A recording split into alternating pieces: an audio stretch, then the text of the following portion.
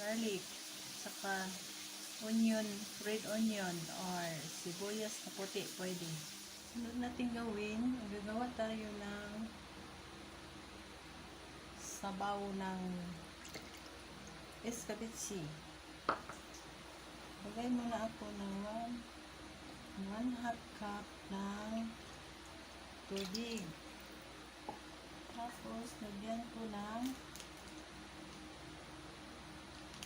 soy sauce, patis. Lagyan natin ng soy sauce na 1 to 2 tablespoon. Dagdagan natin. Pwede dagdagan. Na 3. Tapos, lagyan natin ng suka. Lagyan tayo ng suka na mga 1/4 cup. So, kung gusto nilang maasim, pwede dagdagan. Basta nyo na kung anong gusto ninyo asin. Tapos, lagyan natin ng asukar na pula. Kahit anong sugar. Ito, brown sugar. Tunawin muna natin ang sugar. At saka natin dagdagan kung kulang pa. Dagdagan natin. Lagyan natin ng paminta.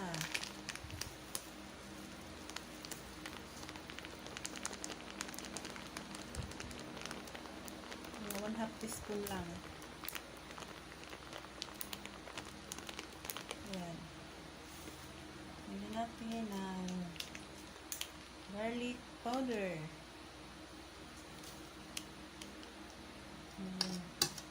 Mga 1 teaspoon yun. Mga 1 teaspoon.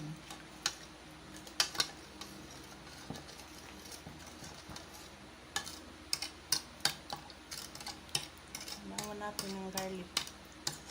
Medyo may bubuo kasi siya. Lagyan natin ng cornstarch.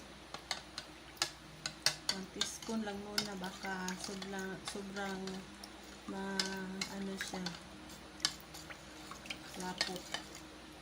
Dagdagan lang natin ito mamaya pag ano na, kulang.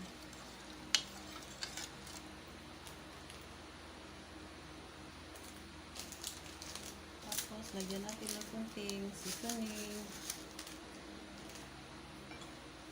Sa inyo lang, kung lagyan ninyo, pwede po dili.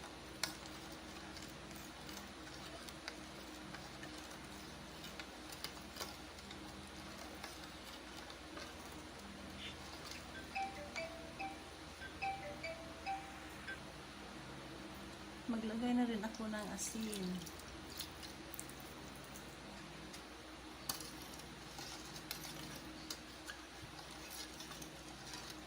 Alam ko namang lahat tayo marunong mawa ng escabeche kasi napaka-common itong ulam.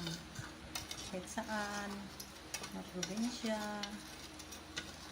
kahit saan. Ito sa city. Depende na yan sa ating diskarte kung paano natin timplahan ang ating escabeche. Yan, at magluto na tayo. At magpapainit na tayo ng mantika sa ating kalan.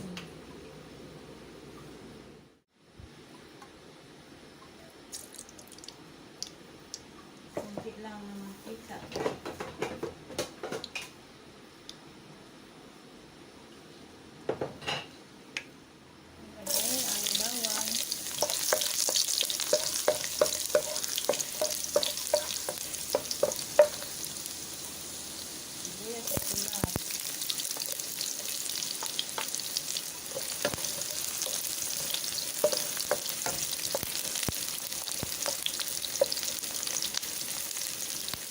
Yeah.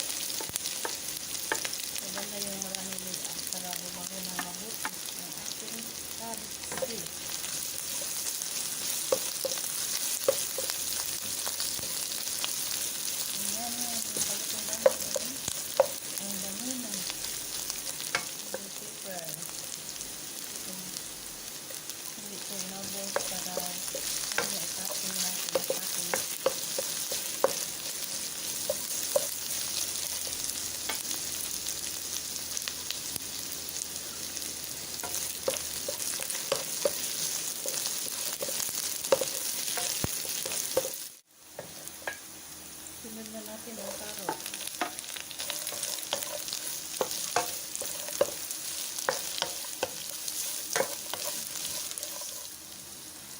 Sauce ng escabeche.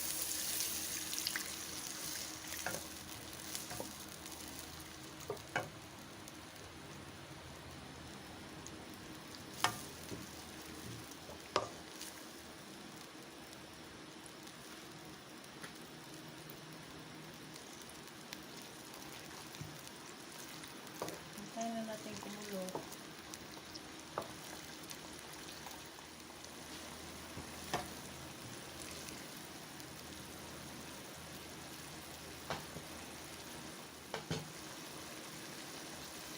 Sa Tagalog ay galunggong.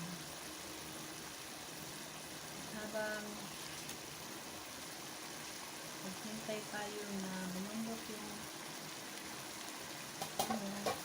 carrots, i-simmer natin ng mabuti para manuot yung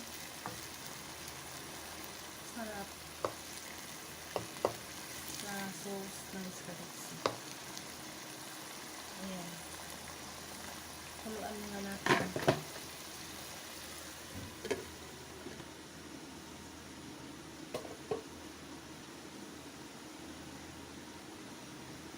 Dapat isama natin yung isda at ang sauce sa pagluto para lalong sumarap yung sauce ng escabeche. Pag isimmer natin ng mabuti, yan ang technique dito, mga kalutong bahay. Ika rin natin para manuot talaga yung sarap.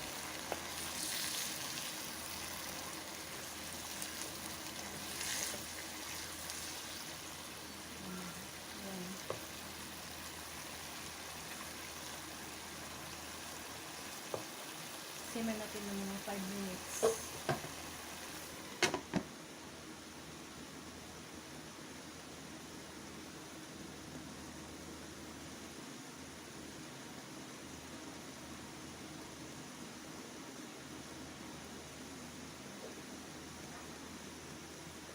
So, 5 minutes.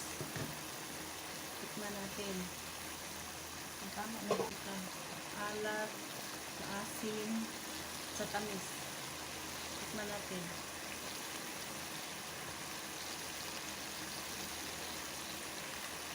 Tama. Tama talaga, tama. Tama ang pagkatimpla.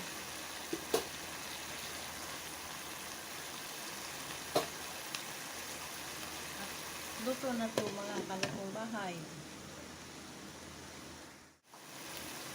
Kanyang lasa. Tama na ba ang timpla? Alat, maasim, sa tamis. Tikman natin.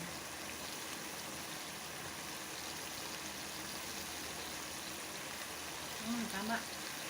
Tama talaga, tama. Tama ang pagkatimpla.